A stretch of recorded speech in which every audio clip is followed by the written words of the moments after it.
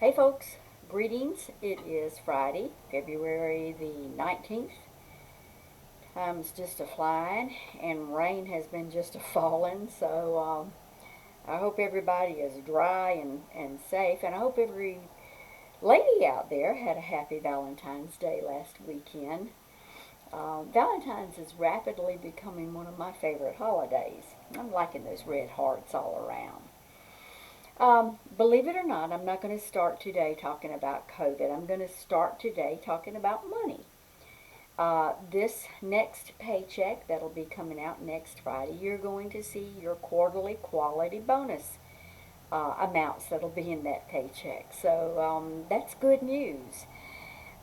We've been kind of struggling around the quality performance because it's hard. Patients don't want to come in to visit, and I know things don't look near as good as they have in the past, but nonetheless, there's still been some amazing achievements. So those quality bonus incentives are going out next paycheck. And right on the heels of that, in the following paycheck, which I believe is March the 12th, if I'm not mistaken, are going to be your vaccine appreciation bonuses. Thank you. We wanted to do it around that paycheck because there's a whole bunch of second doses that are coming up in the next week or so. And, the bonus doesn't become payable until you've received both of your doses. So we figured, well, let's shoot for the rollout, the actual payment around that paycheck on March the 12th. So there'll be many of you will have accomplished your second doses and will be eligible for that appreciation bonus. Thank you. Thank you so much for stepping up and stepping out and being willing to take that vaccine. It's going to make a difference. It really is. I'm holding out considerable hope around that. So then I want to give y'all some news. I wrote myself some notes here. You're soon going to be seeing a new travel reimbursement procedure. And I kind of want to give you a heads up about that because it is a change. One of the things that we have been learning over these last several months, and particularly as right now we are going through our audit process, our annual audit process, and it's becoming very clear and apparent to us that we've got to be a big, big company. And of course, with all of the grants from the COVID Act and the CARES Act and everything, we've also gotten a lot more money last year, candidly, to be able to support all the activities and everything that we have been faced with and struggling with during COVID. And frankly, being able to stay on top of that and account for it and making sure every I dotted and every T is crossed has really made us want to stop and think about what are some of our procedures. And maybe it's time to really think about, number one, how to become less addicted to paper. That is a goal that we all should have, whether it's at work or even in our personal life, is less paper.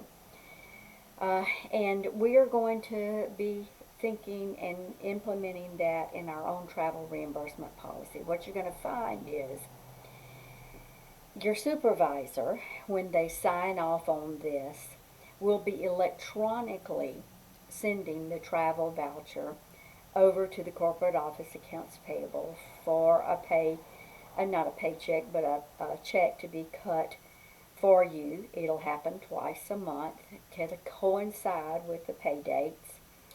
But it will not be anything that'll be hand carried or in interoffice mail. It will have to be electronically submitted. So that's going to be a little bit different, and we're figuring out how to do that and how to maintain records for your receipts and so forth. So I today wanted to kind of give you a heads up on that.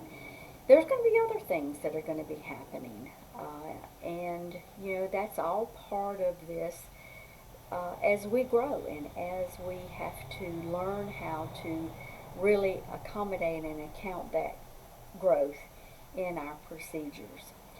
which is not easy for us. We're big, we're spread out also. We're not in one or two buildings like many organizations are. So bear with us. It's a learning curve and it's a process that we'll all have to get used to. Now I am going to talk about COVID a little bit. We are, of course, are testing, continuing testing. Most of our testing is still happening in some of the larger sites for drive-through, and of course in our Mobies that are continuing to go out into the rural communities and in churches and community centers and so forth. And that's going to continue. Our vaccination has really ramped up, and we've just about figured out how to get our arms around it. This has not been easy. We've had a lot to learn about this vaccination process and how to manage it and how to get the flow going and how to figure out the staffing and how to enter it all into this federal thing called VAMS. And oh man, it's been quite a learning curve, but we've just about got our arms around it and kind of an established flow. As many of you know, we publish on our website and also on Facebook where we will be in the forthcoming weeks. And after next week, everything is going to get into a pretty regular schedule. We're going to have 8 clinics a week. You'll see that we're only going to be having vaccination clinics in our 5 big locations: Bishopville, Hartsville, Chesterfield, McCall over in Marlboro County, and Loudoun and Dillon County. These buildings and these locations are big enough to accommodate clinics that will be about in the neighborhood of 100, maybe upwards of 200 or 300 each time we open up for that. So we're getting in the swing of it. We're learning how to make appointments and vaccinate and do so in a much better flow than we've had over the last couple of weeks. We've had some struggles. We did 10,000. My goodness, that would have been a lot. We did 1,023 vaccinations last week, and remember the week before that it was a peak of over 2,000. So things are beginning to settle down, and I can't say enough about the teamwork that has gone forth to accomplish this. Y'all have been real amazing on that. We know we've had some problems, we've had some issues. Just the mere ability to get through in the call center was a real issue. We've had a lot of staff that had to be out at the call center and just an inundation of calls around vaccinations. I've actually asked the HR and the call center folks, we're going to be hiring 5 new additional staff in the call center just to accommodate this. We know that we are not anywhere near ending this pandemic. And, things could continue along in this manner for months and maybe even to the end of the year. So we had to face reality and realize we needed and had to increase staff in the call center, and we're moving forward with that. We're going to be increasing staff along in nursing. I think we've already added some, and pretty soon we're going to be adding nursing staff to the Mobies, because not only will the Mobies be doing testing, but they will also be offering vaccinations. And that's going to make a big difference, being able to send them out into these pockets and areas where folks might not have the ability to get into any of our larger locations, and we may need to outreach to them. So you'll see some development around that particular area.